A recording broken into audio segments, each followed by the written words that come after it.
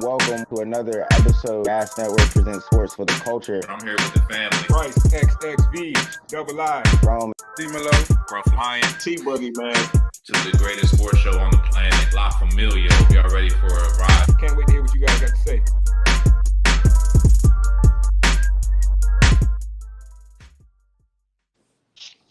Yes, sir. Yes, sir. You know what it is, man. Gas presents Sports for the Culture. I am tonight's host, Young Rome 22. If you new, hit that subscribe button, follow button, like button. If you're a loyal listener, shout out to always supporting. We love the support. I'm gonna let the fellas introduce themselves real quick, and then we got a little sports gambling convo that we was having just now that we're gonna get into. So top left, introduce yourself. What up, man? Scruff Lion, good ass sports, man.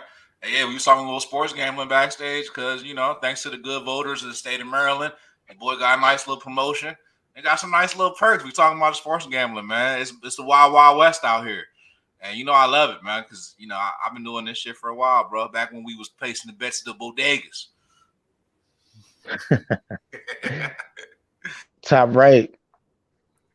Bryce, XXV, Double I, a.k.a. Mr. Big Leaguer, a.k.a. the good mister, man. Hey, we here. We here for another episode, man. I think we up to like 130 right now, man. So shout out to the guys, man, for going strong as long as we have, man. Let's keep it pushing. Yes, sir. 130 and counting. Last but never least, man. Bottom right, introduce yourself. T-Boogie, man. Hey, I made a little money on this FanDuel, this live betting in Maryland. So I'm happy for it. It's gonna be a lot of guys losing that rent money, the mortgage money, engagement ring money. But I don't got funny money. So, I'm gonna bet a little bit. And we're gonna keep winning. Hey, I hear you, man. I hear you. Hey, so backstage, man, we were talking about the best way to go about placing your bets and whatnot, to not lose your money, so your money don't end up funny, like T said, man. So let's get back into that, man. Like, how do you fellas go about placing your bets? Because obviously this is a sports show. We know sports. Do you think it's better to be real tapped in, or do you think it's better to look at it in an analytical way? So, like y'all fellas were saying backstage, basically, y'all feel like y'all don't want to be too attached to it. Y'all want to take a data-driven approach. And I do think that is wise. But I will say the catch-22 to that is that one of the greatest advantages of mobile sports betting is the live bet. And with the live bet, you take on some risk, but you have tremendous opportunity, especially when you're watching the NBA, because it's a game of runs. And in that moment, you could just see this fucking perfect storm brew up. The team's down. All of a sudden, your odds at the beginning of the game that you might have seen all of a sudden just became a bargain. You got to pregame. The Warriors were, they were favored. They were minus 350, and now all of a sudden they're down 15 in the second quarter, and you're thinking, I mean, these guys are going to come back. All of a sudden, they're plus 500. That's a huge swing on the money. So I think the discrepancies in those odds, I find that as one of the more opportunistic markets to take advantage of personally. And I hear you, but even with there's data there, right? You might be making a fool out of yourself if you sense a run with a team that's never made a run in your 70 games into the season.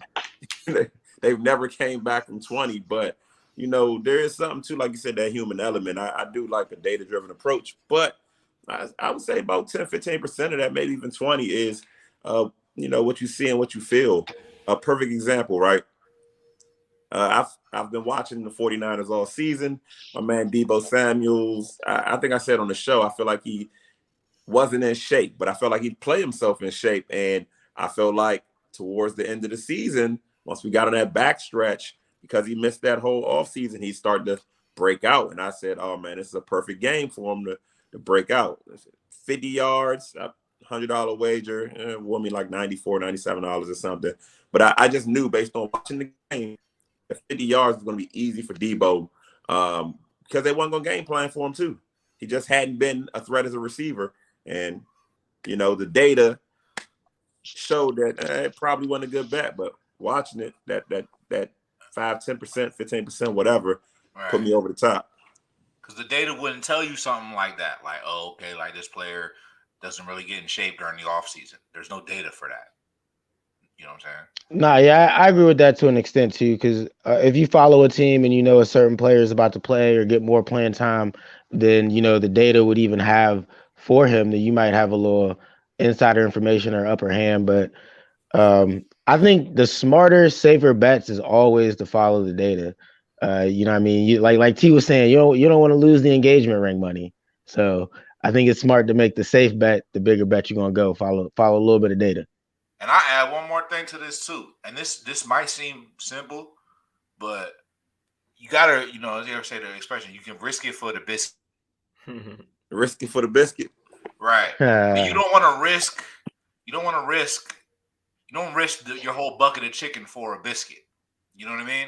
You might risk a biscuit for a bucket of chicken. And what I mean by that is, you know what I'm saying? No, like Yeah, I've heard this analogy. basically, like I'll use an example. Last year during the NCAA tournament, somebody took Gonzaga in the first round as they were like tremendous favorites. They were like minus 1,500. So you had to bet like 1,500 in order to win 100. So why put $1,500 of your good hard-earned cash on the line to win $100? That's not a proposition that's favors to you. You know what I'm saying? Whereas, like, if you're looking for a team that's like an underdog and you're like, okay, this is a good little underdog right here. I get good bang for my buck. Like, for example, Washington Commanders against the Eagles 2 weeks ago on Monday night. If you would have took the money line on that game, you could have took $100 and turned it into maybe $1,200. You could have paid the rent. You know what I'm saying? Like, maybe you could pay the rent, maybe half the rent. That's real though. That's real. And that's one thing I'm always looking for when I bet is I'm an odds guy. And everybody has a different strategy, but I look for odds. First, I look for odds that stand out to me. And when I see odds that stand out, I try to find reasons to support one side or the other. Because I think Vegas is right as they are all the time. I was watching a couple games over the weekend. I'm like, damn, how did they get? It was a couple pushes over the weekend. Every time they get a push, I'm like, damn, how does Vegas always know? But even with that said, though, it's like they're wrong sometimes.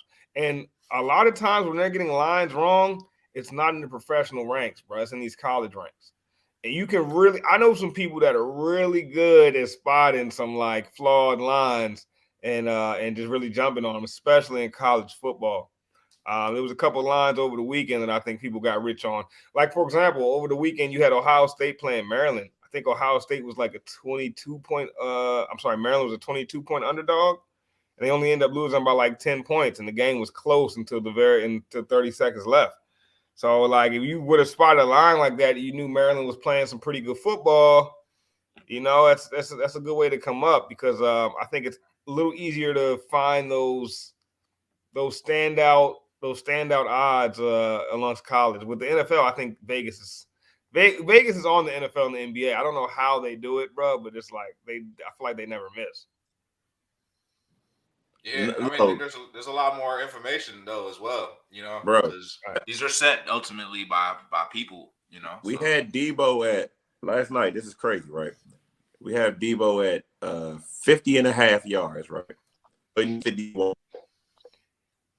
My guy has 50 yards in the third quarter.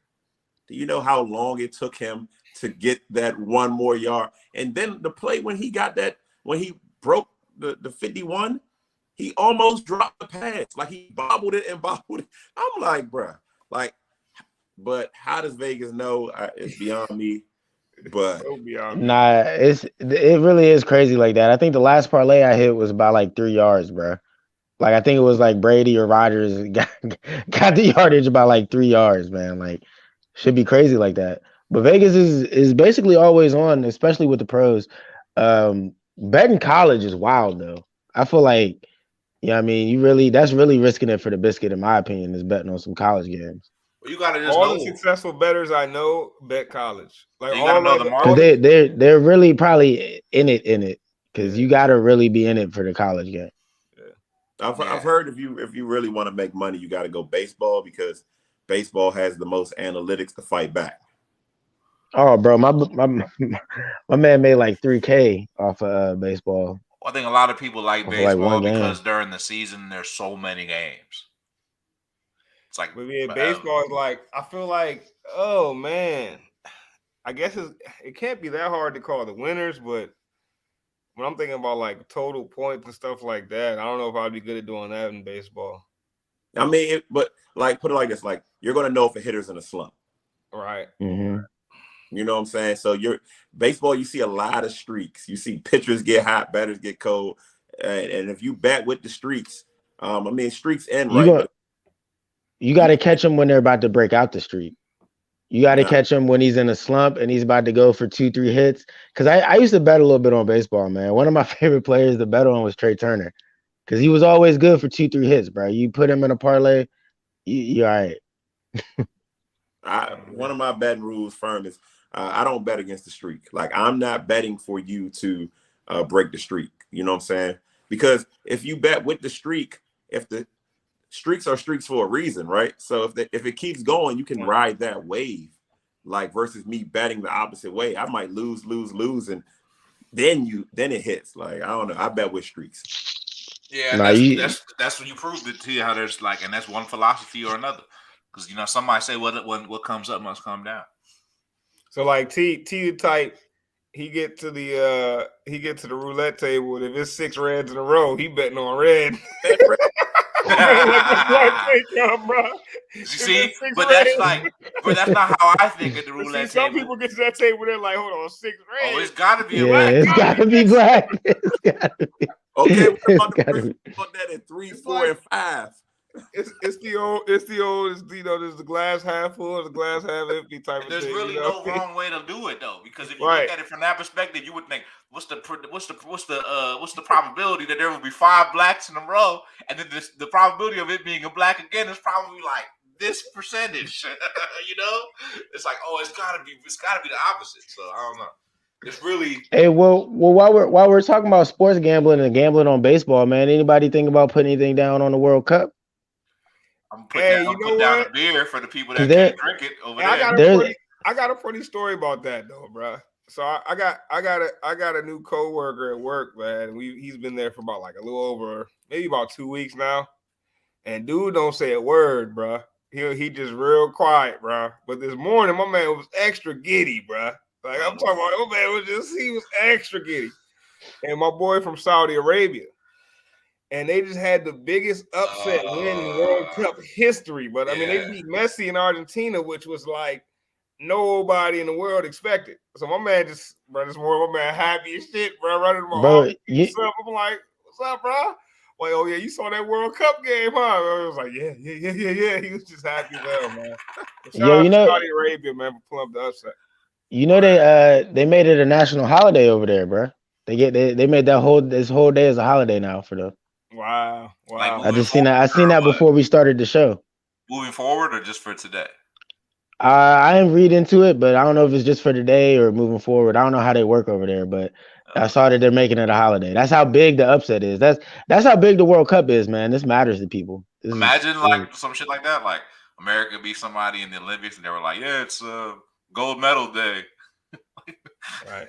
Well, you know what? One thing that's pretty cool, I think, is like, obviously the World Cups in Qatar, and Yes. you're seeing all of these countries in the crowd, like, and I just think that's so dope, man. I was watching, I guess it was Mexico versus Poland. I was just watching the highlights, and you just see all the Mexican colors in the crowd just getting so hype off every run they have down the field, And it's like, damn, like all these countrymen flying all the way to Qatar to enjoy this World Cup, bro. It's just a cool sight, you know what I mean?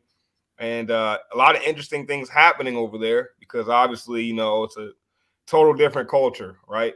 Total different values than what we're used to in the Western world.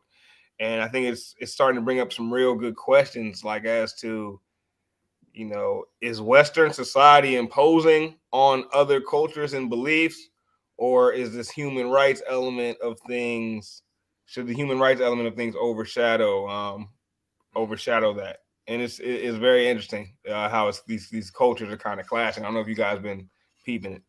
Yeah, it's a good question, Bryce, because like to one extent you're like inviting them to your country, right? So it's like, you're inviting, kind of this culture to the country, and it comes with what it comes with. You know what I Right. mean? So, but then there's also the element of whatever the customs and countries, your country, right? So with Qatar being a Muslim country and there being anti liquor, and most of these fans want to get liquored up and watch the game. We even seen fans sneaking liquor in under Coca-Cola bottles or something like that. You know what I'm Yeah. saying? Which is risking it. That's really risking it for the biscuit. You risking it for IPAs. Well, it's 70. It was a $77 million deal with Budweiser. So Right, and that was another element of that. yeah, so $77 million deal with Budweiser was on the table, and the day before the World Cup, the country's like, "Nah, we ain't doing no beer. Y'all tripping? We thought about it, but nah, we ain't doing it." Another interesting thing was there was a guy that tried to get into the stadium who had a LGBTQ flag on his shirt, and they told him he couldn't come in with that shirt on. Oh wow. And right, and the guy posted it to social media, and it went viral today, and it was one of the biggest things. If you were searching World Cup, looking up, what I'm saying, highlights and stuff, it was one of the biggest things trending about the World Cup was this. And it's just interesting, I mean, it's like the way the cultures are clashing is very, very interesting. It's on center stage here with this World Cup, and it's something that we don't really have all the time because we have so little interaction with that part of the world. And I think that this World Cup is highlighting that. Yeah, nah, it's crazy. What do y'all fellas think about it on the bottom? Well, T, I was gonna let you jump in.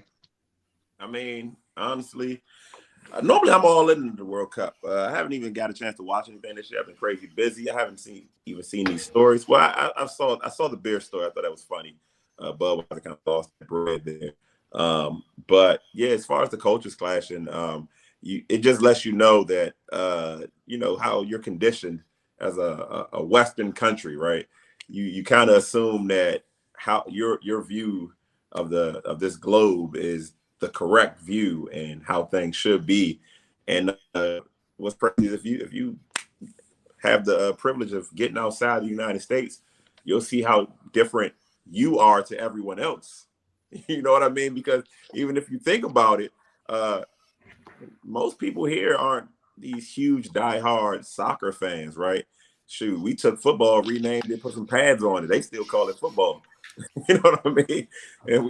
And they barely kick the ball. People don't even want kickers no more in football. So, the rest of the world is really on one accord more than we are. A lot of countries you go, they main staple over there. A lot of places they eating rice, and you come here, man. We're just different. I guess I'm just saying that when you grow up here and all you know is this, you assume that everyone should be like you and everyone else is different.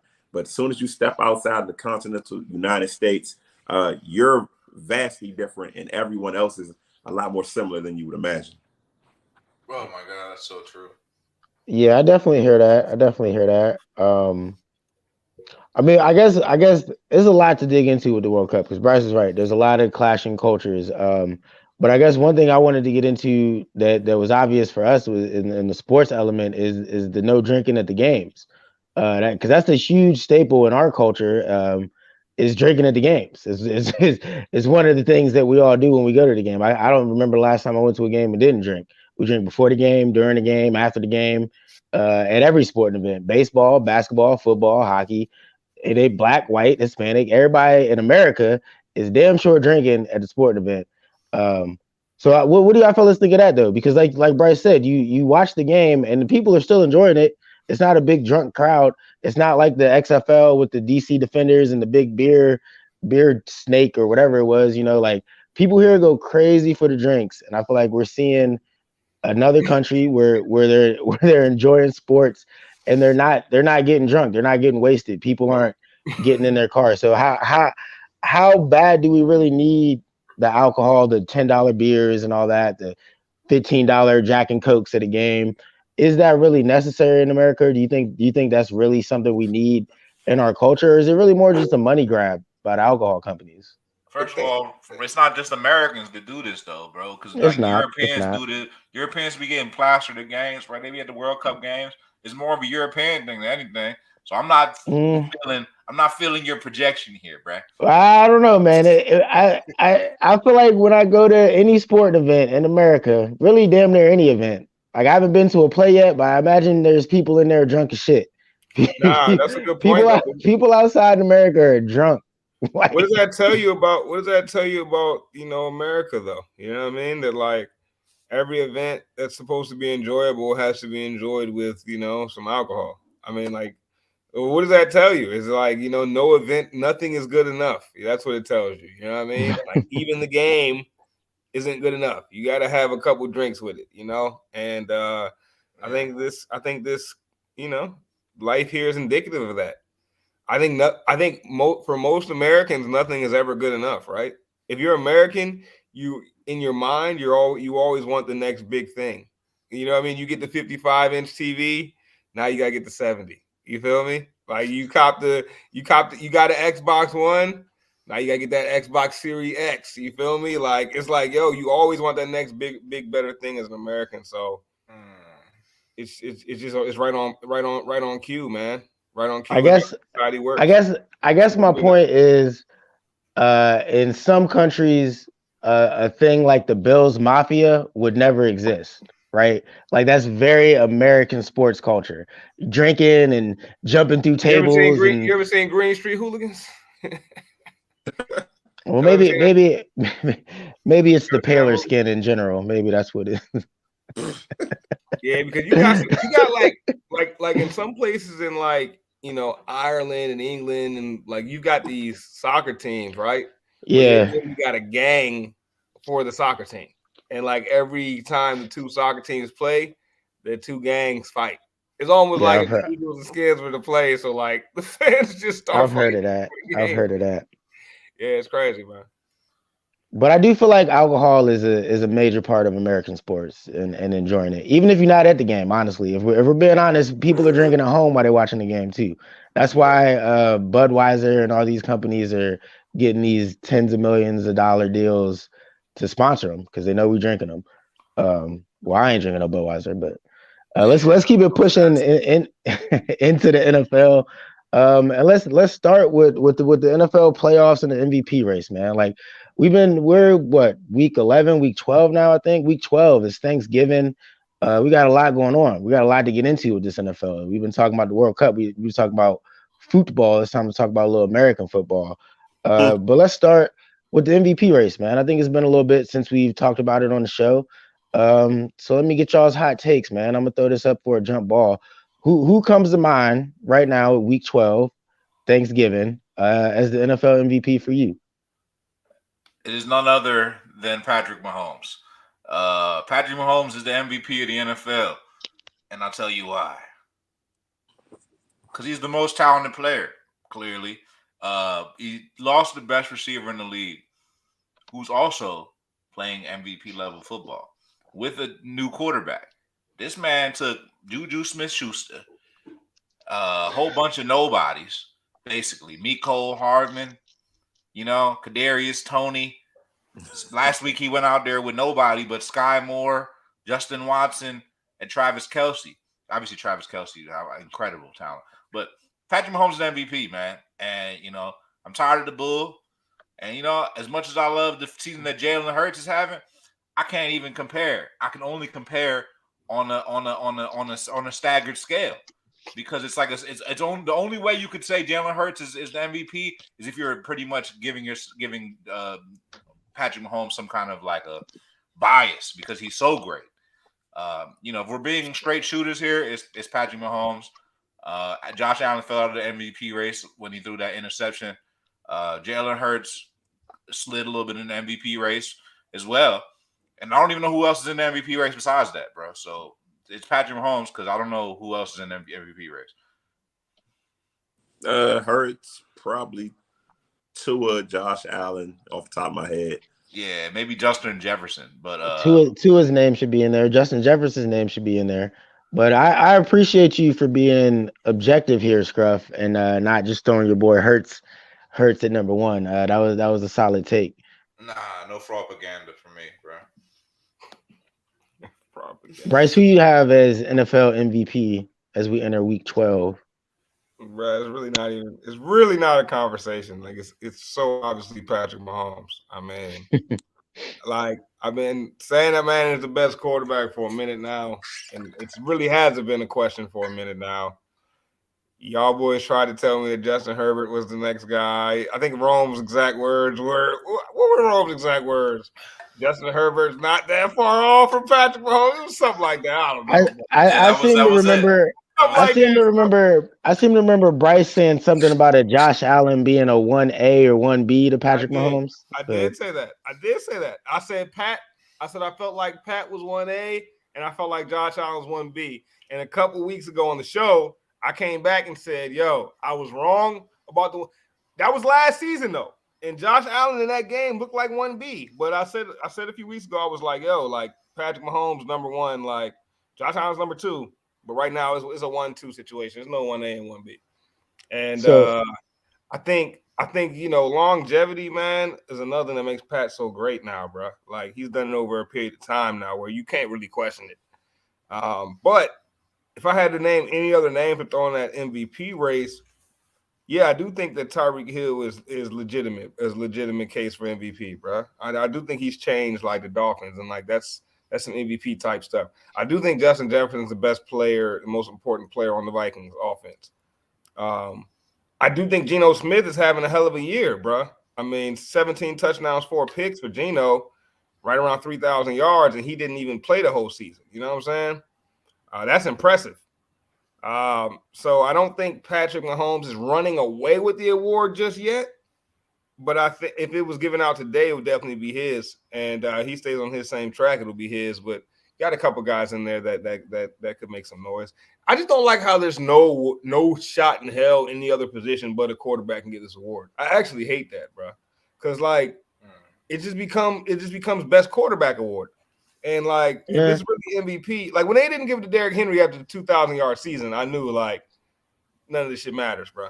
Yeah, that was a little. I hear you. I hear you. I think this year though makes the best case for a non-quarterback to win it if it's not Patrick Mahomes. If that makes Which sense. means Patrick Mahomes will win it. Most likely. Most likely. T, who you got? I mean, I like the idea of Tyreek Hill. Matt Judon's playing some good ball. But Matt Judon? Hey, that man just bring up Matt Judon in the MVP race. Hold up, Not bro. on Thanksgiving week, T. At the mac and cheese offender himself. You go throw him in the MVP conversation, bro. Matt Judon's playing some good ball. Blasphemous, bro. This man don't like mac and cheese. He's not my MVP, bro. Not on Thanksgiving. You can't even be in the conversation. Bro. I gotta Google this right now because Matt Judon better have 120 tackles right now, bro. Yo, this guy said Matt Judon. Matt Judon, bro? I'm talking about Matt Judon? Yeah, man, Matt Judon. Oh, man. What? Matt Judon got 17. What do he got? Yo, he got 40 tackles. He got 13 sacks, though. He got 13 sacks, bro. Okay, all right, bro. Matt Judon, the ball, right? Bro. 13 sacks don't win you the MVP, bro. I'm a lot less mad at his take though, because for a second, It wasn't. What my man talking about? The only thing crazy about the take is we know it's not going to be a defensive player. It's not. You got to do a lot. 30 sacks. If he need at least 25, bro. Matt Judon is hilarious though. And you talk about MVP racing, you hear Matt Judon, that is hilarious. I'm like, what? Matt Judon got 13 sacks in 8-9 games. It's impressive. Yeah. All right.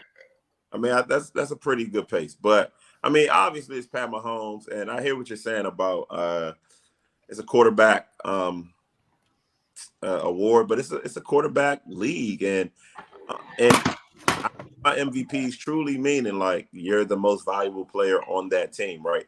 If you pull off any of these guys we listed, right, I think the Dolphins can still win some games without Tyreek Hill or Tua. We've seen them win some games without Tua, right? I think the Bills, It'll come down to Allen and Mahomes. You take those two guys off the team, and those are drastically different teams.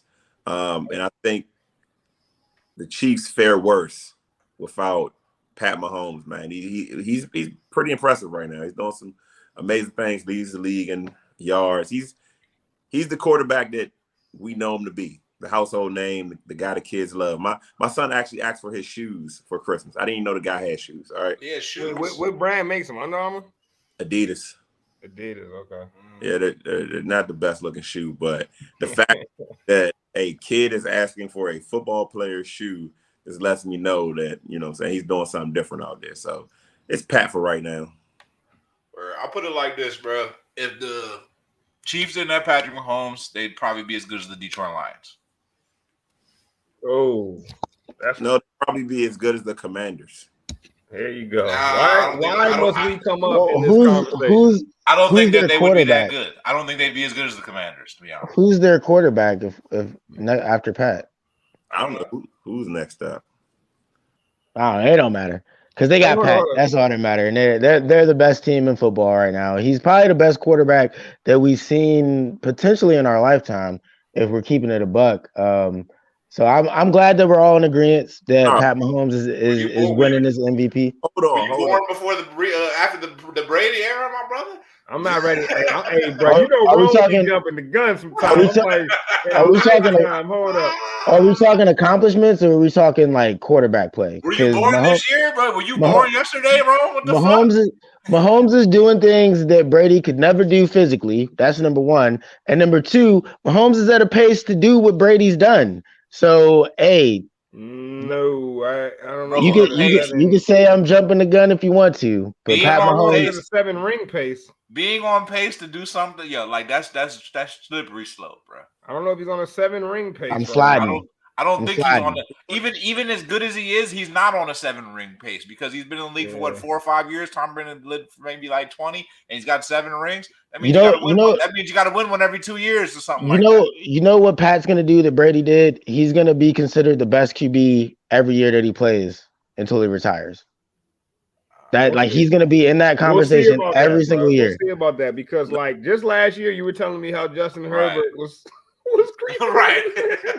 Justin Herbert is still up there. He's still in that class of QB. You know what's my favorite part of that game? Pat will still be number one though. Back then, I told y'all Justin Herbert is not better than Joe Burrow, and y'all was like, nah. No, yes, he is. Nah, y'all he's still better than. Yeah, I'm still taking him over Joe. I would take Joe Let's not slander Justin Herbert right now. I would take Joe Burrow.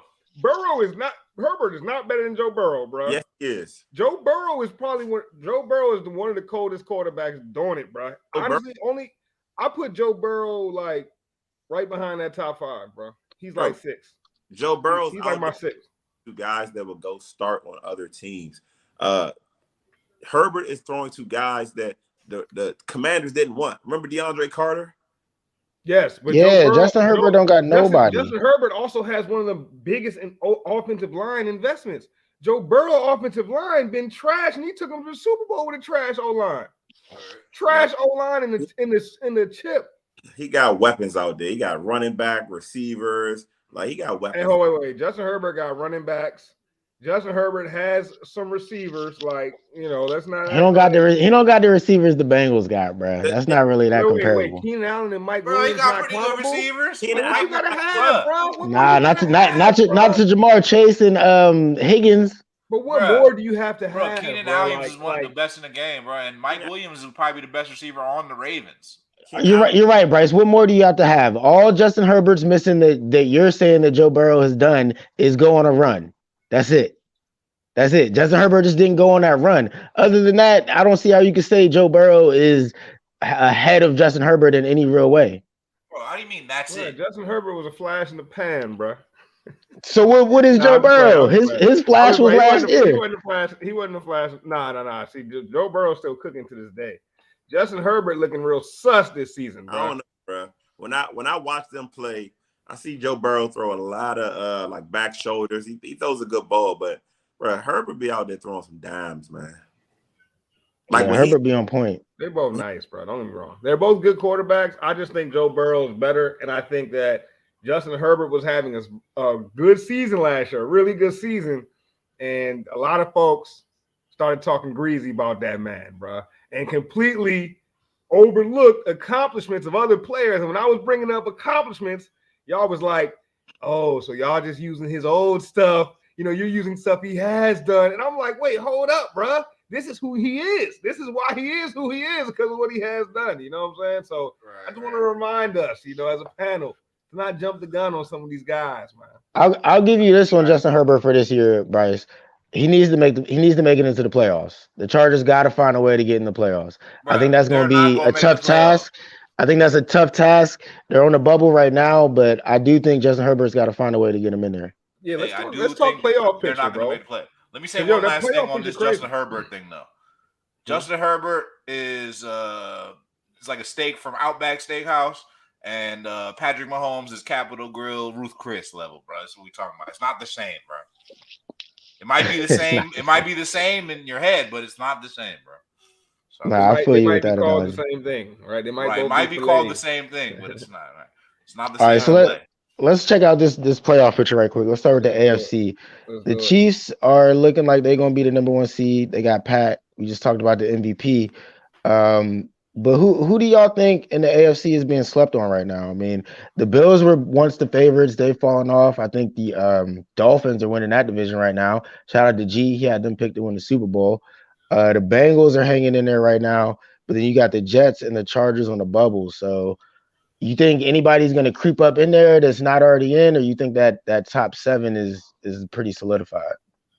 No, the Jets have a chance of sneaking in, and I don't think they have a chance of winning. Right, they got a huge quarterback issue, but they have a chance of sneaking in because New England has a chance of falling out. Yeah, I Another can see New England falling out.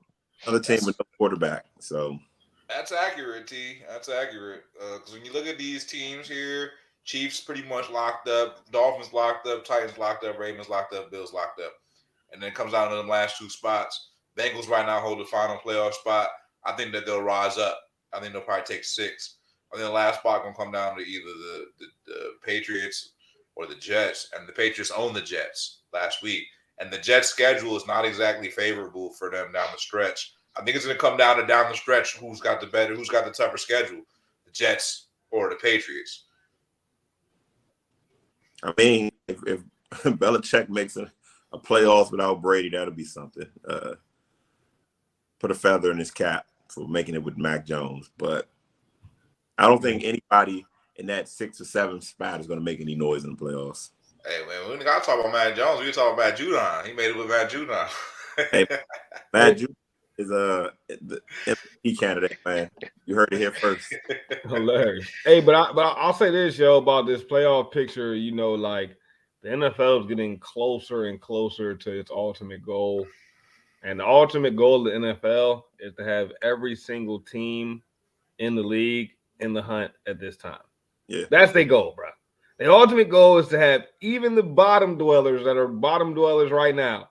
They want them in the hunt at this time because it keeps more people's eyes on the sport. And if you look at the playoff picture on both sides, ton of teams still alive, bro. I mean, you looking at the Lions, bro. The Lions are a game and a half out of 2 games out of the last wild card spot right now.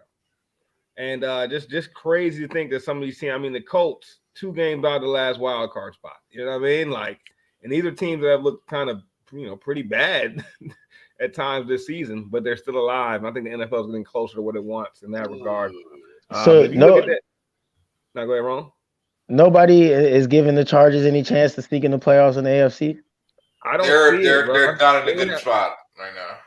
Well, I really think that they would probably have to overtake the Patriots. I don't know if I see that happening.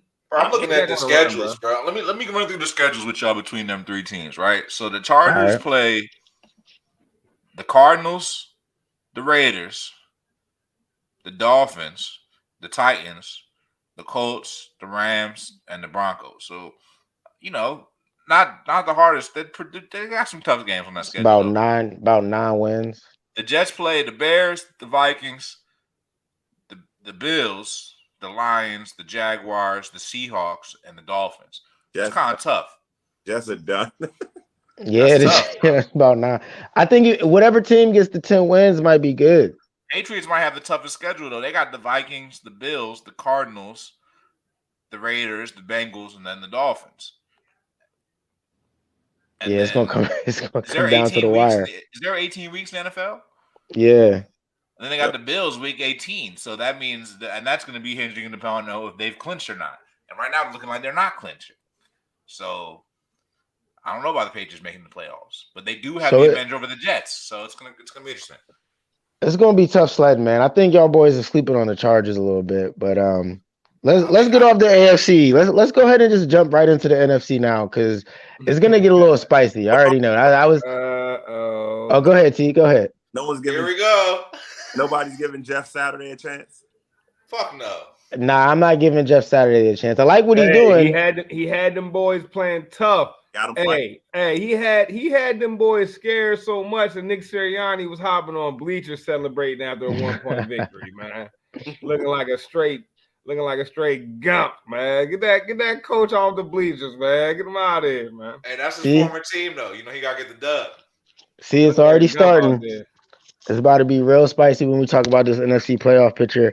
So let's get into it, man. Let's get into it. Let's start at the top. Let's start at the top, Scruff, with the Eagles. Philly's number 1, right? Vikings at number 2. I believe you tagged me in something on Twitter, something along the lines of like, oh, these Vikings, everybody was picking the Vikings. They're walking their takes back or some crazy nonsense right there. No, not exactly. I think the exact verbiage was that the Kirk Cousins people are going to act like this game never happened. I think was the proper verbiage.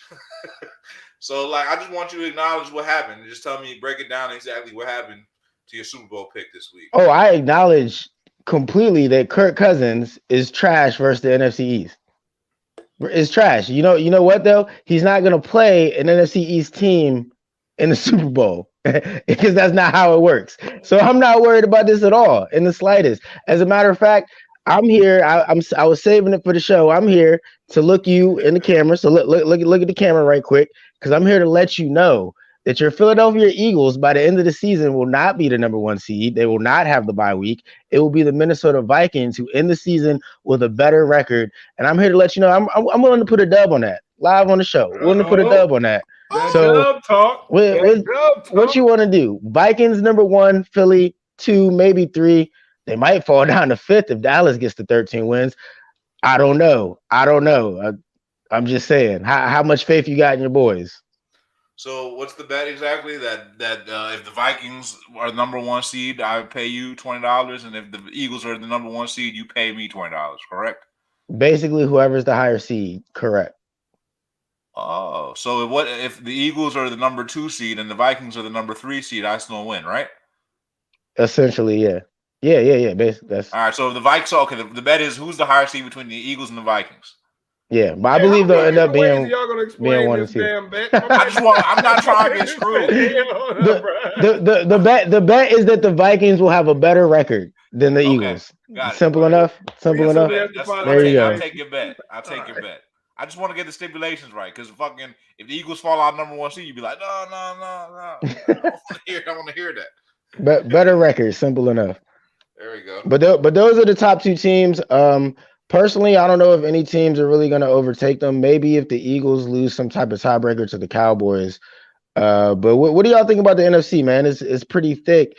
You got the 49ers at the 3rd seed, Bucks at the 4th seed, Cowboys, Giants, and Seahawks right now. And then you got our Commanders, Bryce, on the bubble by a half game because for some reason we got a bye week at the end of the season. I don't even know how that makes sense.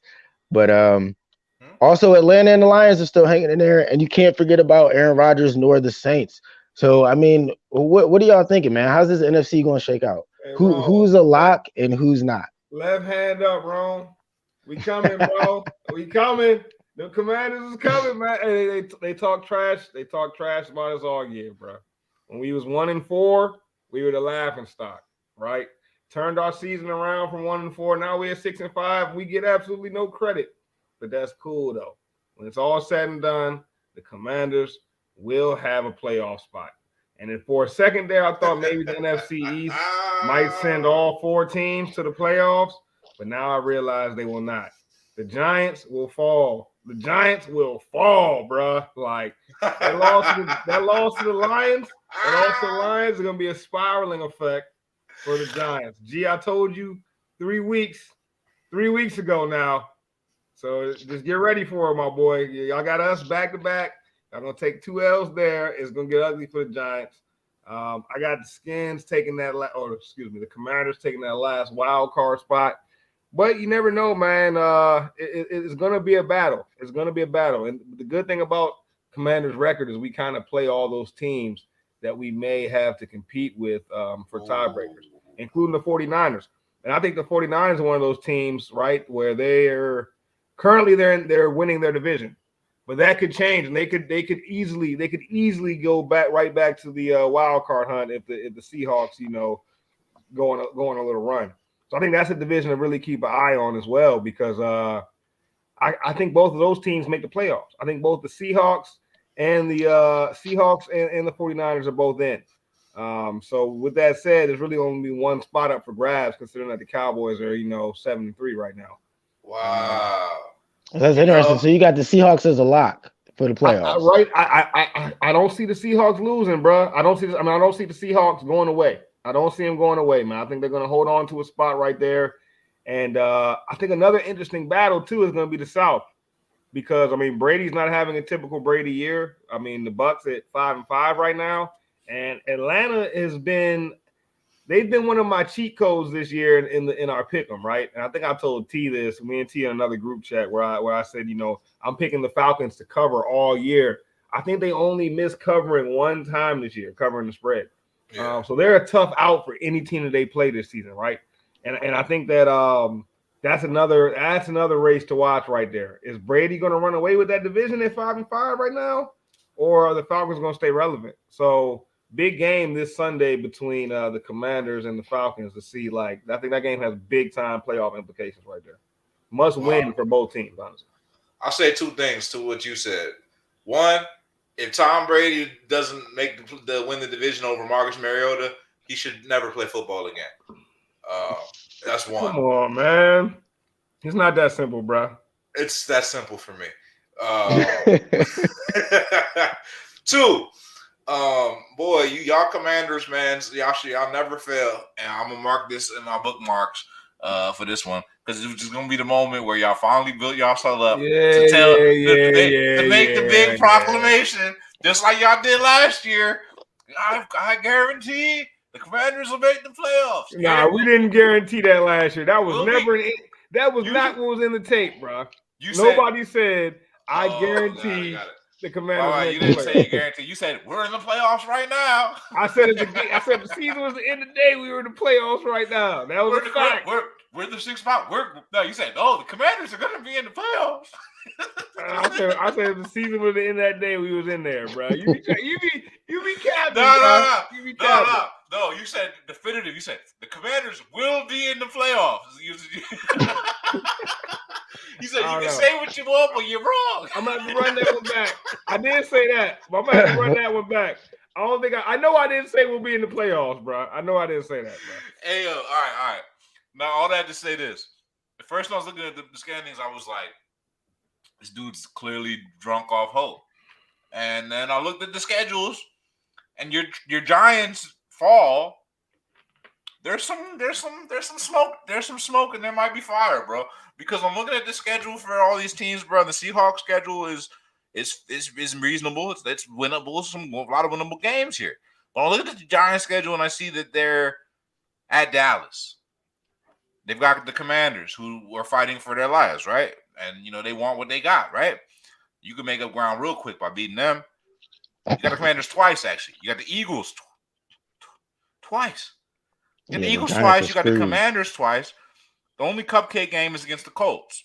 You got the Vikings. And that's not a cupcake game, bro. And it's not really a cupcake game. They almost just beat y'all. And they just lost to the Lions last week, so they could easily lose to the Colts. So the Giants could lose all these games for real. They might win only 1 or 2 games for the rest of the season. I think the Giants got one more win in them. I think Bryce is hitting it on the nail. The Giants are easily going to be the team that falls out. But Scruff, who do you think gets in if it's not the Commanders? If it's not the Commanders, then hold on a second. I hope It's none the of these teams. Commanders. Yeah, It's the Commanders, man. if it's not the Commanders, it's the Giants. Leave. If it's not the Commanders, it's the Giants. That's what it So is. you don't Giants. think the Packers could go on a run, or all these teams are technically mathematically alive? Like the Cardinals, Kyler Murray's not going to come back, go on a quick run. The only team that could. Okay. All right. There's two teams that could make runs actually, and you just named them actually. It's the Cardinals and the Packers, and because those quarterbacks are, and we were talking about this, the comeback ability. I would not put the Cardinals out of it. The Cardinals are. Oh wait, is Kyler done for the season? No, Nah, he's not done. When's he gonna be back? I'm hoping next week, but hamstring, they got to play it by ear. You sound very vested, T. I just like watching the guy play. Nah, I think when he's in the game, they got a chance. All right, so I get if he's injured in 1 or 2 weeks, that might be too much. Packers have to win every game if they type shit. They'd have to win almost every game. Yeah, they have to win like every game. Yeah, I mean, unless you think Arizona is going to win the NFC West, I don't see them taking a wild card spot. The Packers ain't catching the Vikings, and I don't think they're going to run the table. Not the way they've been looking this year. But T, you've been awfully quiet for this convo, man. And I know you probably feel a little slighted, a little disrespected. I mean, your 49ers are the number one team in the NFC West right now. I mean, do you feel like we're overlooking y'all? Do you feel like a lot of the national talk has been that the 49ers are a Super Bowl contender. They're the powerhouse. They're the team that really might be the best team in the NFC as a whole. So, I mean, what are you thinking over there, man? You seeing that, or what you seeing? 49ers might just be the best team in the league. I don't know what else to tell you guys. I told y'all it was going to be spicy. This is hard truth, man. This is hard facts. I always tell you, good teams destroy bad teams. You saw what we did to the Cardinals last night, man. No team has as many weapons as us. Like that's just a fact, right? We got a running back. That's a fact. He's not lying. Did you watch the game? We got a running back that can go play wide receiver. We got a wide receiver that motions into the backfield and plays running back. We got a tight end that can go play fullback. We got a fullback that can go play tight end and wide receiver. Like, we can throw the most looks at anybody. We got the best left tackle in the game. We can do a lot of that too, but I ain't gonna get too much of it. I see y'all got your little Walmart Curtis Samuel. Right. We got Debo at home. Don't forget about Antonio Gibson though. So y'all can do a little bit of that too. But what we got defensively too, we got a coach that is probably going to be a head coach next year, man. DeMeco Ryans. If you look at his second half stats, right? We always say great coaches make adjustments coming into the second half. What he's done in the second half this season has been remarkable. He's holding guys to pretty much nothing second half. And I think if this team is the team I think it's going to be because of the defense. You know, Jimmy G and those guys will do what they need to do, but this defense is balling. I mean, we've lost guys, and they're still out there making plays. I mean, we got guys most people haven't heard of. If you're not a fan, you don't know these names, but they're out there playing at an elite level. This is just not fan talk. Just watch the game. We got a guy that looks like Palomalu running around, firing off the ball, finding interceptions. Like 49ers got we got a whole bag, and I don't know if this is going to be the season where we get that next ring, but I can't imagine any team wants to go into the playoffs and have to play the 49ers in the first round. I'll say this. I'll say out of all the teams in the playoffs, including the Commanders within contention, as the Eagles fan, you're the last team 49ers are the last team I want to play.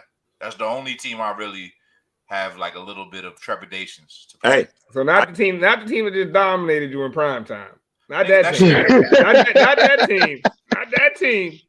Okay, bro, if you simulate, that's one of them situations where, bro, if you simulate that John 8 times, bro, 10 times, bro, 8 out of 10 times, we would have get the dub, bro. Excuses. No, that's false, bro. 10 out of 10 times y'all losing in prime time and getting dominated. Right. All that talk, all that, oh, it's in Philly. It's in Philly. It's prime time. Meek Mill gonna perform. Oh, we gonna have all this energy. All that's gonna be the same in the playoffs. You're gonna have all that energy, all those musical performances, and you're gonna take an L. Like that's all that's gonna happen, bruh. Ain't nobody tripping on no Eagles, bruh. Y'all better hope you running.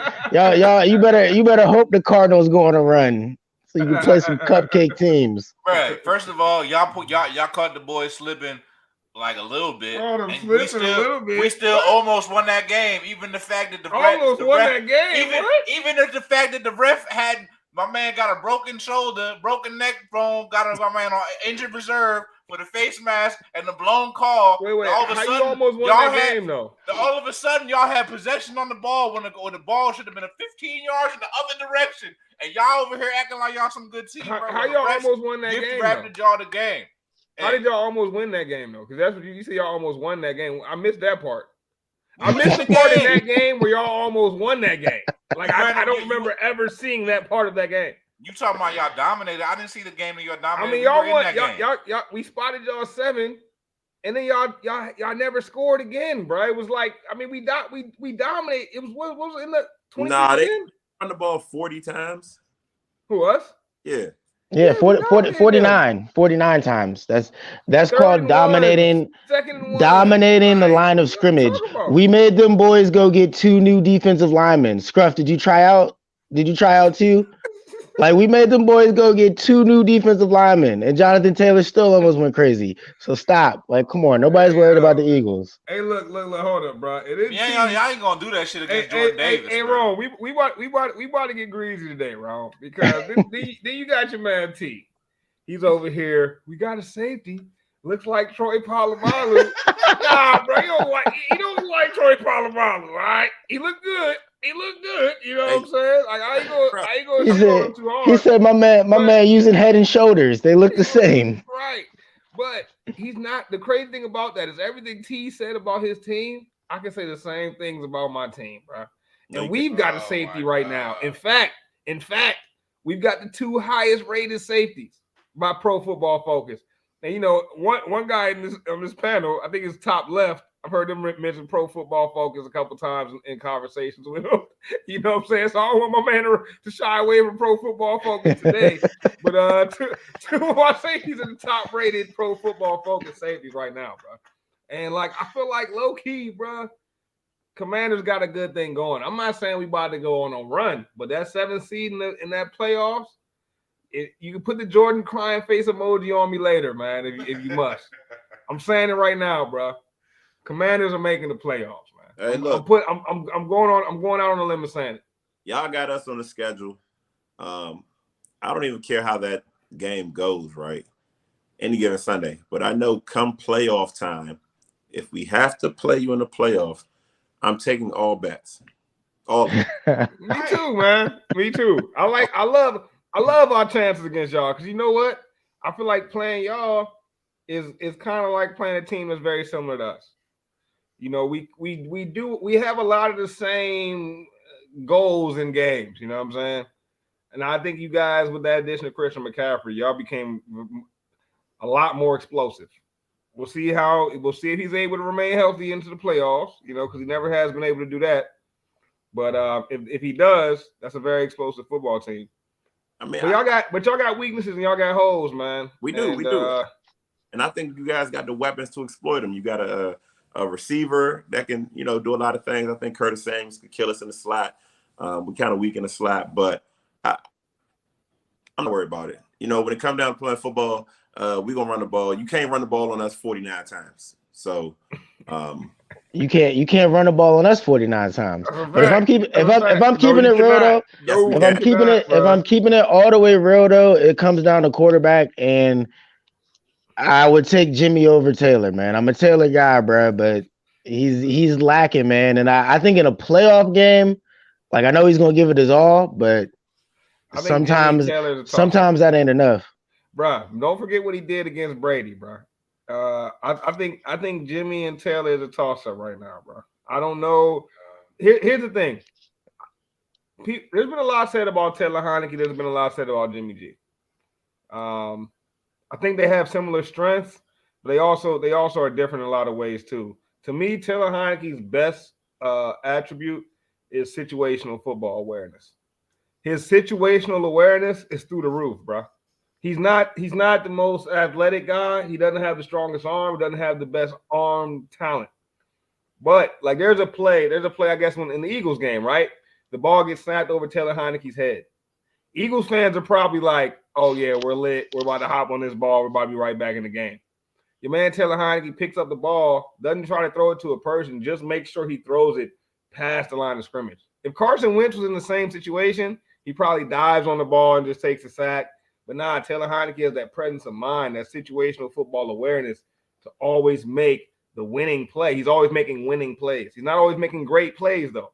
And I think Jimmy G makes a lot more great plays than Taylor Heineke does. But I think Jimmy G misses some of that awareness. That's the key, though. I think when you run into a team like the 49ers, because I ain't got no shade for the 49ers team, I do think they're a well put together team. And when you run into a team like that, they can match what you do. It's going to come down to if the quarterback can make certain plays.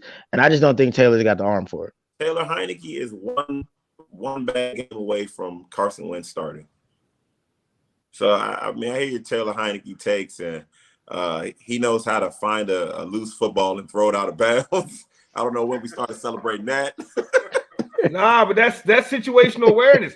All right, hey, ask any Eagles fan that was watching that game how big that play was, bro. Like that's something that if another quarterback just pounces on the ball and just takes the sack in that situation, you just lost 20 yards. Instead of like, it was critical. That was a critical moment, bro. But those are the little things that you can't really measure. They don't really mean shit in the stat book.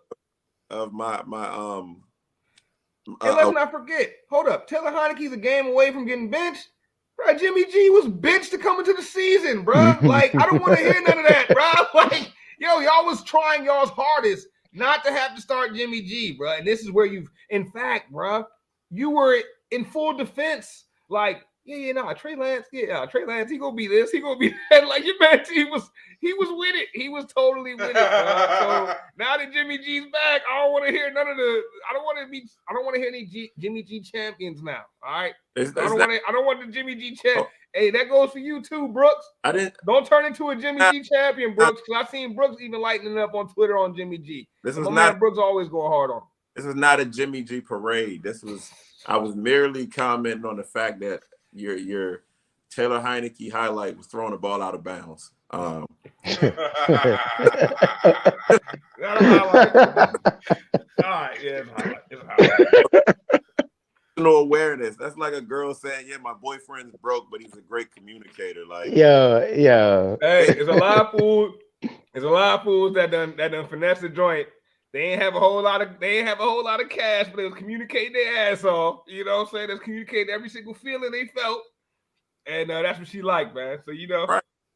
Taylor Heineke situationed his way into a starting spot. That ain't gonna get you through the playoffs, my guy. When you got to get in the water with the real quarterbacks, when your girl go to the office and the wives start talking about the real husbands, you know what I'm saying? That communication, that emotional IQ ain't going to do nothing when they start talking salaries. All right, when we start talking about who can make plays and who can win games, nobody talking about Taylor Heineke. All right.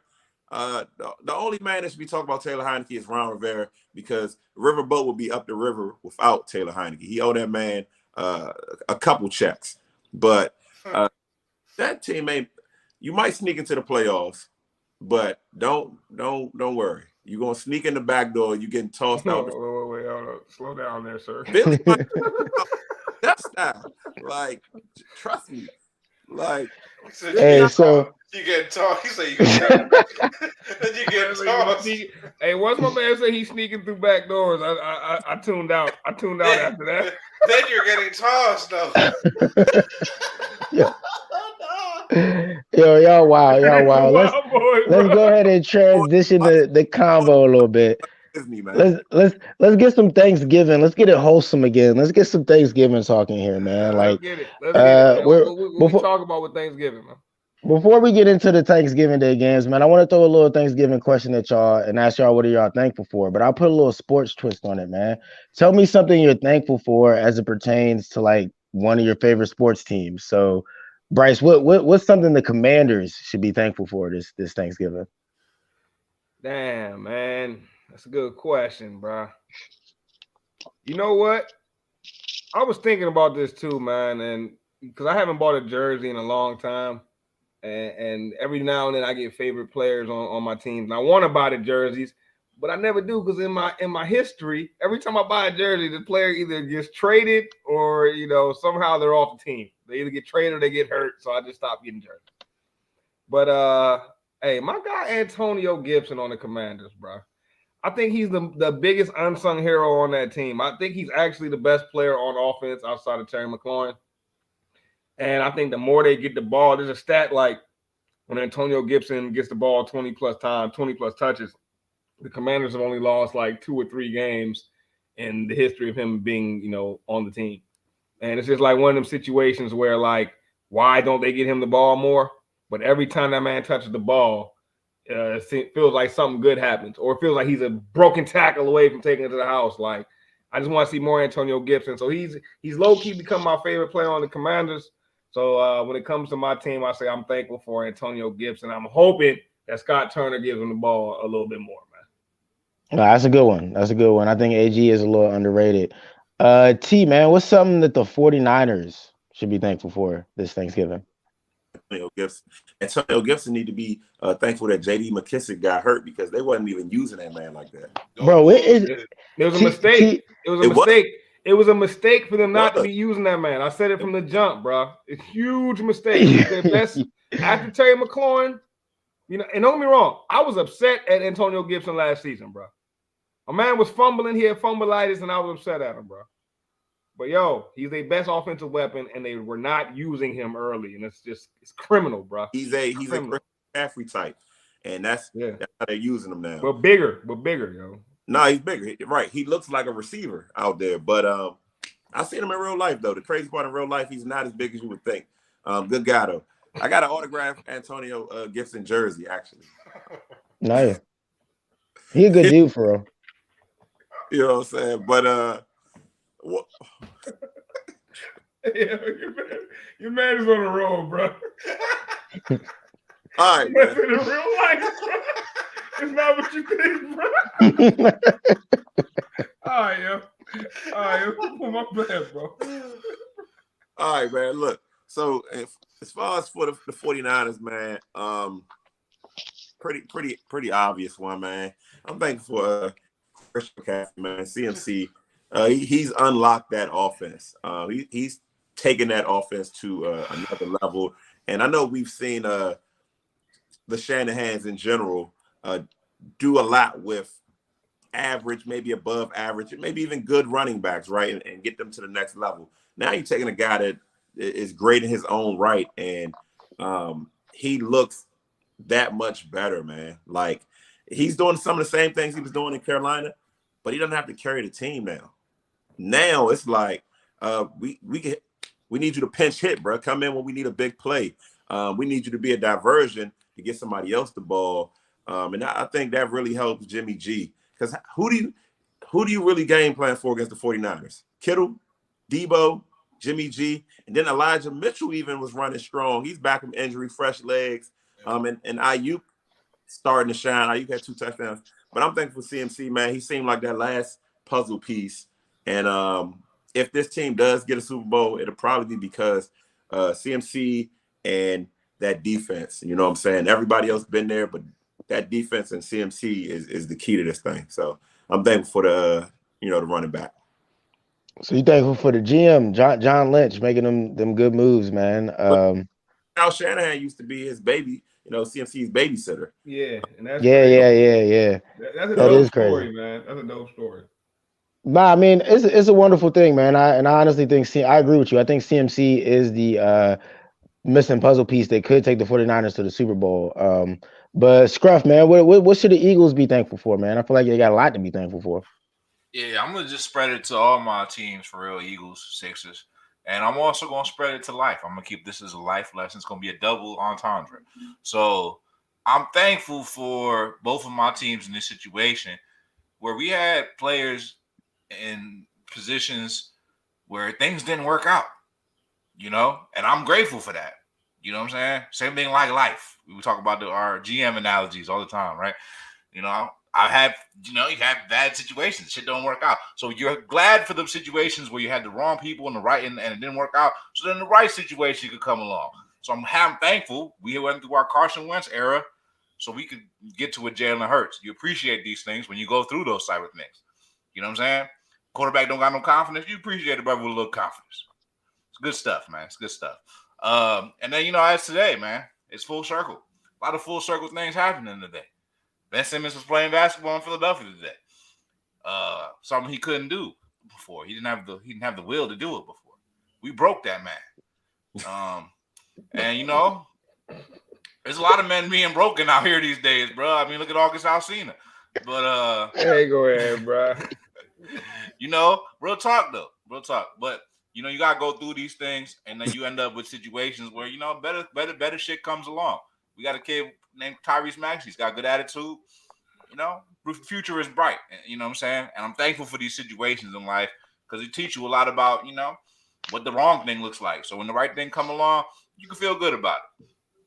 Oh man, August Alsina just caught a straight bullet though. That's tough scrub. He just threw him in there out of nowhere. Like, a lot of men broken these days. Look at all damn, Brian. Yeah. Well, like that. Disrespect the Smith household, who Will Smith is from Philly, so I see the connection, Scrub. Hey man, Scruff always connecting them dots, man. Hey, so real quick, before we get off the NFL, man, I just want to get y'all's quick takes on the Thanksgiving Day games, man.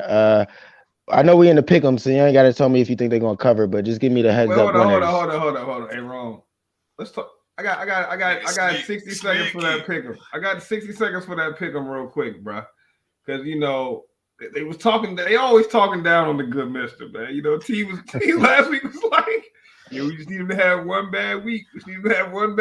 You know what I'm saying? Scruff was like, all I got to do is gain one game on a week. If I gain one game on a week, by the end of the season, I was gonna caught him. You know what I'm saying? Like everyone had their scheme together, right? Yep. At the end of the day, the good mister prevails, man. Good job this week, Scruff, and the pick'em.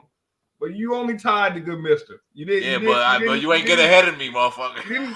I'm already ahead of you, bro. Yeah, you're right. That's the thing. Like, but you didn't gain no ground. Us tying is a good thing for me, bro. Right. I want you to understand that. But let me show y'all this. You can't see it. It's just a blank screen. But you did. I'm in second place. I'm in second place now in the pick'em. I am no longer in last place. Y'all bottom feeders. Nah, it's some kind of glitch. I don't know, man. Like we got the same record. Somehow you're in second, but it's the glitch. The glitch is consistency, my friend. hey, listen. Bryce is due for a week where he only has like 3. I'm probably due for a week where I have like 12. You see how they do the good mister, bro?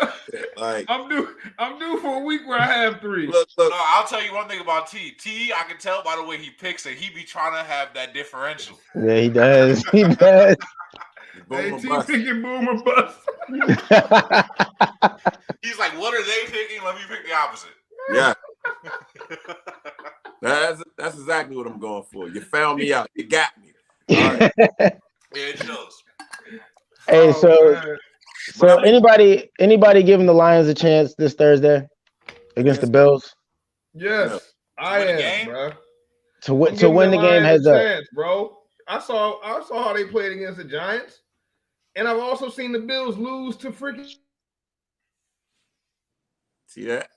Yes. See the Bill. That's how much of a chance the Lions have, bro. Can't even finish the sentence. So let's go ahead and get to the good Thursday night games. We got the Giants, Cowboys, and then at the end of the night, we got the Patriots, Vikings. We all said it. The Giants are probably gonna fall off. So what y'all thinking for Thursday night, man? G gonna be eating some turkey, crying, or what? I think Giants come out, try to run the ball. And if they can establish the run, it'll be a close game. If they can't establish the run, we might see the Cowboys in another blowout. This Cowboys team looked like Dak before he got hurt. And if that's where we're back at with the Cowboys, Pollard's going, Zeke's going, CD's going, Gallup's getting up to speed, Schultz is going. That's going to be a tough team. Noah Brown. Nah, I hear you, T. I hear you. But Yeah, Dallas is pretty loaded. Scruff, you giving New York any chance? I don't think Dallas is gonna run away with it.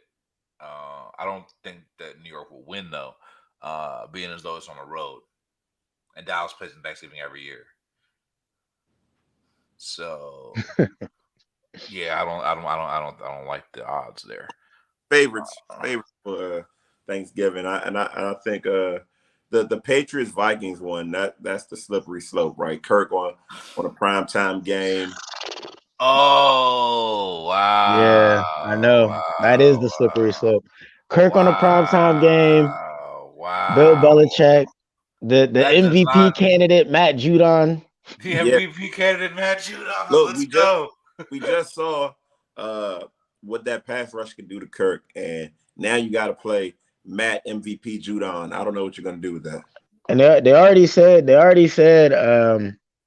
that tackle, I forget his name for the Vikings, he's not playing. So it's gonna be an uphill battle for the Vikings. Yeah, that might be the only game where we see an upset. Bill Belichick does not like to get embarrassed, so. Hey, I just want to know how Brooks know about the library in Voorhees, New Jersey. That John busting though. I ain't know nobody knew about that John. What's up? International Brooks, baby. He out here, bro. Out Worldwide. here in the South Jersey picking up steaks. It's a good spot though. Good spot there. Nah, I don't like this game for Kirk Cousins. It looks badly for your bet, bro. 8 o'clock, bro. So one thing I think I figure out. One thing, there's a tale out on the street. I heard a tale that said that Kirk Cousins' mother didn't let him outside the house past 4:30. So he don't know how to play outside past 4:30. 8:20, bro. On Thanksgiving, bro. Bro, that's the sleepy time. Hey, bro. Kirk has won a primetime Thanksgiving game before, to be fair. I think the only one he played in was against the Giants. And him, DJ Swearinger, and all them boys was eating turkey legs after. So Yo, I'll tell you what. Matthew Judon gonna be eating some turkey legs. Look, Judon gonna be hitting some turkey legs, bro, because Kirk Cousins gonna be food on Thursday night Thanksgiving, bro. I hope he don't have a good fat. He gonna be waiting all day trying to eat, bro. He gonna be sleepy or something, bro. The good thing is, right, like Scruff was saying, sometimes you need those bad situations to know that there's a better situation that you're in and appreciate it. Like Eagles realized real fast that they could not stop the run, right? And they've tried to do something about it. Will it work? I don't know. But now you know where your weakness is. You have a chance to cover up said weakness before you get exposed in the playoffs. Vikings, same thing. Got really exposed by that pass rush. I'm sure they're going into next week with a game plan on how to get the ball out quicker, screens, just quick game, probably more runs. So that game could go either way, but I know Bill Belichick is scheming something good up for Kirk. That Patriots defense is probably a top 5 defense. yeah, they're definitely gonna have to figure something out on the Vikings. Kevin O'Connell's gonna have to get in his bag because, like you said, that Patriots defense is definitely top 10, top 5.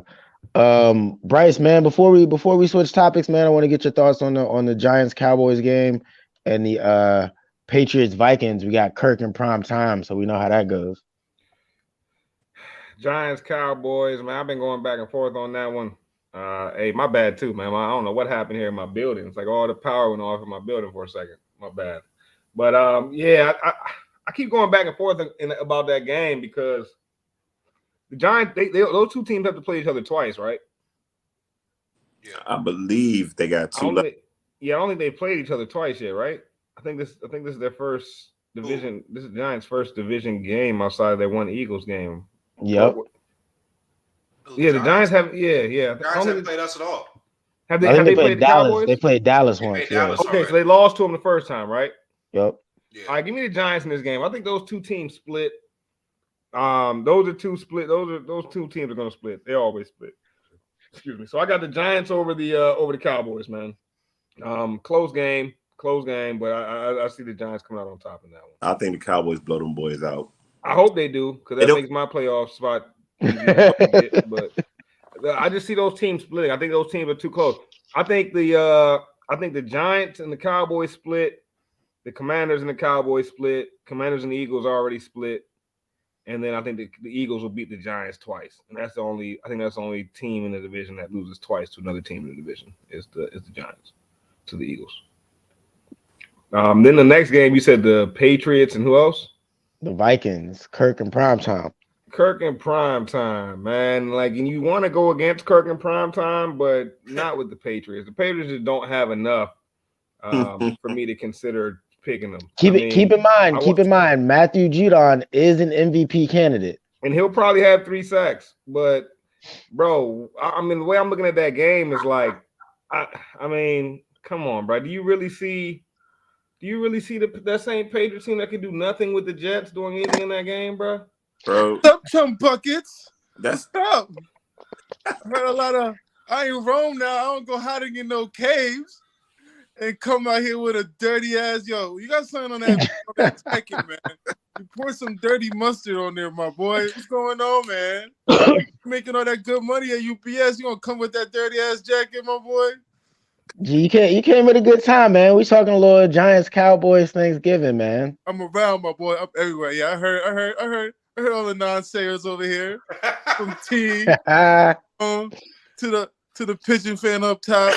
Look how he changed colors. Give him a jacket, and that man's wearing a Ravens hoodie. Fucking whore. I knew you was a whore. It's comfortable. Gee, I'm glad you're here though, man, because I remember when Washington was about to play Philly, you said, "Oh, it's gonna be a massacre," and I just hope you're ready for the Thanksgiving Day massacre that Dallas is about to put on y'all. You know what? If we're gonna jinx each other in this format, you know what? Fuck it, bring it. Now I'm about to put all my money on the Giants to win. I'm here for all the fuckery. So you heard them predict that the Giants was going to fall out of the playoffs, right? First of all, we're not falling off the playoffs. And come Thursday night at 8:00, I'm gonna need my man Bryce to give me my fucking $20. He's been stifling me out on already. Wait, hold on. Is it over? Was it over 8 or was it 8? It was over 7. All right. So stop stifling me for my $20. Y'all might go 0-6. Y'all might go 0-6 the rest of the season, my boy. So don't get your hopes up too high. And we're still gonna have a better record than you guys. Shit, right. That, G. These guys beat the Colts. Guys, we're going to the Super Bowl, man. You guys, you see what I told you, Dimelo? The Giants ain't all that good no more. See? G, what happened to the massacre though, G? What happened to the massacre on Monday? We got a bunch of Coronas around. We're beating a bunch of Coronas. We're the Heineken guys. We got this. Give me another one, master. Give me one, man. Come on, let's do this, guys. Get the fuck out of here. Y'all gonna tell me Heineken's gonna take y'all guys somewhere? You're telling me Daniel Jones is gonna take you guys somewhere? Close, man. We almost beat them. He played just as great as Tom Brady.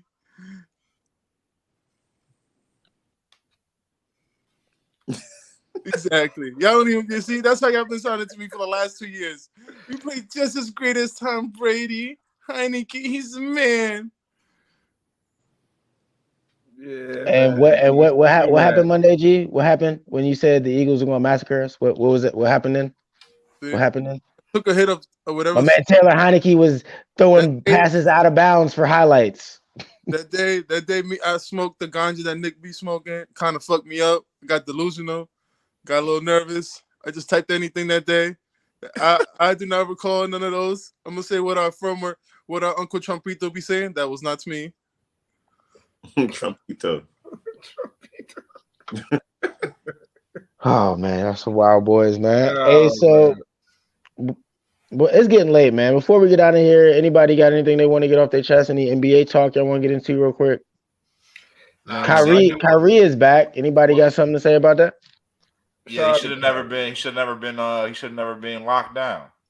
Yeah, more than those 5 games, that was that shit. I get it. After that, everything was just excessive as fuck. To prove what point, I don't get it. You know? It's craziness. America crazy, bro. Now, look, man.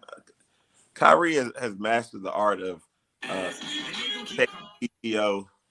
This is just another clever ploy to not play some games. I'm hip to you, Kyrie. Every year you find a new way to not play basketball, and frankly, I'm tired of it. All right. How about him and Kawhi Leonard? Kawhi Leonard can't stay healthy. Another guy that's like Kyrie. But why I just say my bones hurt? Kyrie, he gonna give you everything.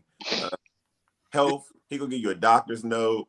You know what I'm saying? He gonna give you radical thoughts about religious groups. Like Kyrie, that boy, he's slick, man. You gotta watch out for Kyrie.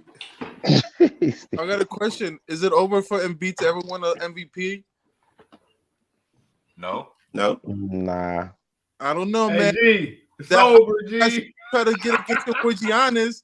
He ate that shoulder. Still made that point. Boy. What happened? He ain't getting that MVP over Giannis. Hey, Harden's more likely to get an MVP with the Sixers than Embiid is. All right. That's what I'm saying, right? You seen that highlight that Embiid tried to throw his shoulder in Giannis? Giannis ate that shit and then threw Embiid. Like, what you doing? Pow! Little sun him, just sun him. Embiid is a dog, though. He top 10 player in the league. It's clearly dominant, man, but it's going to be hard to get that MVP with Harden over it. Just because of Harden's style of play, man. Harden's going to take up so many shots, assists, rebounds. And I do think that impedes Embiid's ability to get that MVP. But I've been on record.